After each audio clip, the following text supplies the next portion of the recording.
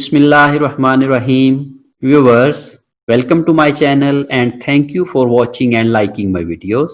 Cost and management accounting के ऊपर मजीद informative videos के लिए आप मेरे चैनल को सब्सक्राइब करें और बेल आइकन को दबाएं ताकि आपको नोटिफिकेशंस मिलते रहें। आज हम लोग सेलिंग एंड एडमिनिस्ट्रेटिव बजट के ऊपर बात करेंगे और एमएस एक्सेल को यूज करके सेलिंग और एडमिनिस्ट्रेटिव बजट कैसे बनाते हैं ये सीखेंगे। सेलिंग और एडमिनिस्ट्रेटिव बजट को सीखने के लिए आप मेरी वीडियो आखिर तक देखें और लाइक करना ना भूलें। आए डिस्कशन स्टार्ट करते हैं।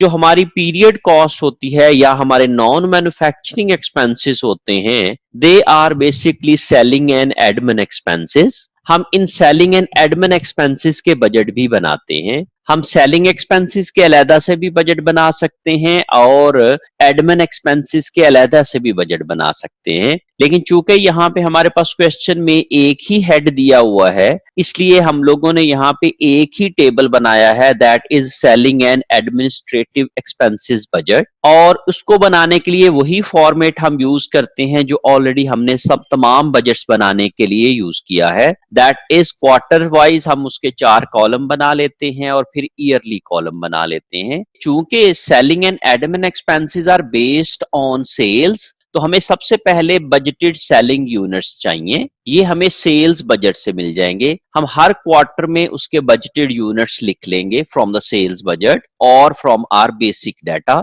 फिर हमारे पास variable selling and admin expenses per unit का डाटा भी होगा। ये डाटा हमारे पास हमारी क्वेश्चन में मौजूद है और हमारे पास अगर हम प्रैक्टिकली बात करें तो हमारे पास जो है वो ऑलरेडी हमारी जो बेसिक इंफॉर्मेशन होती है या हमारा पास्ट एक्सपीरियंस होता है, पिछले सालों के हमारे पास जो एक्सपेंसेस होते हैं, हम उनकी बेसिस के ऊपर ये कैलकुलेट कर सकते हैं, एस्टिमेट कर सकते हैं कि हमारी पर यूनिट एडमिन कॉस्ट क्या होगी, एक्सपेंसेस क्या होंगे। उसको हम लोग यहाँ पे लिख लेते हैं। जब इन दोनों फिगर्स को हम मल्टीप्लाई करते हैं तो हमारे पास वेरिएबल सेलिंग एक्सपेंसेस आ जाते हैं। फिर इसके बाद हम इसमें fixed expenses, admin expenses, selling expenses add करते हैं। इसकी डिटेल भी हमारे क्वेश्चन में मौजूद है और ये भी हमारे पास जो है वो अगर हम प्रैक्टिकली देखते हैं या हम लोग, तो ये हमारे पास जो है वो हमारे प्रीवियस ईयर के डाटा से हमारे पास मौजूद होती है कि पिछले साल हम लोगों ने एडवर्टाइजिंग पे कितना एक्सपेंस किया था, वो भी हमारे पास मौजूद होगा। हम उसको 4 पे डिवाइड करके क्वार्टर वाइज निकाल सकते हैं। फिर एग्जेक्टिव सैलरीज कितनी पे की थी और उसमें क्या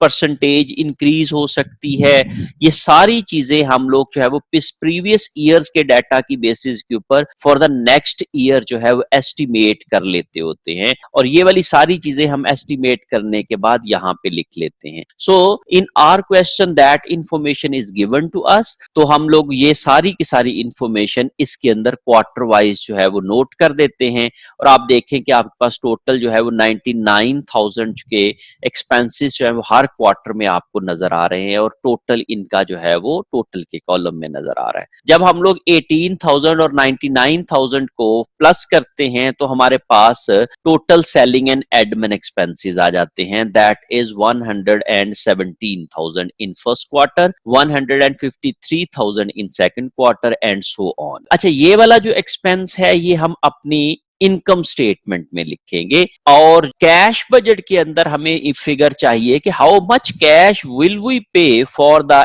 सेलिंग एंड एडमिन एक्सपेंसेस। तो उसके लिए फिर हम लोग नॉन कैश एक्सपेंस जो है वो हम यहां से माइनस कर देंगे। तो हमारे पास ये डेप्रिसिएशन की इंफॉर्मेशन भी हमारे अकाउंटिंग रिकॉर्ड से हमें मिल जाएगी कि हमारे पास कितनी डेप्रिसिएशन जो है वो सेलिंग एंड एडमिन एक्सपेंसेस के जुमरे में आती है और वो हम लोग यहाँ पे माइनस कर देंगे। हमारे यहाँ पे इलिस्ट्रेशन के अंदर हमें ये इंफॉर्मेशन गिवन है और इसके मुताबिक हम लोगों ने जब इसको इसमें से माइनस किया तो हमने कहा कि 107,000 cash will be paid in first quarter regarding selling and admin expenses. तो इस तरीके से हम लोग ये बजट कर सकते हैं कि हमारे पास जो है वो क्वार्टर वाइज एक कैश की क्या रिक्वायरमेंट होगी for our selling and admin expenses. अब सेलिंग एंड एडमिन एक्सपेंसेस को बनाने के लिए हम ऑफ कोर्स एक्सेल का ही इस्तेमाल करते हैं और हम ये देखते हैं कि एक्सेल को यूज करके हम ये बजट किस तरीके से बनाते हैं।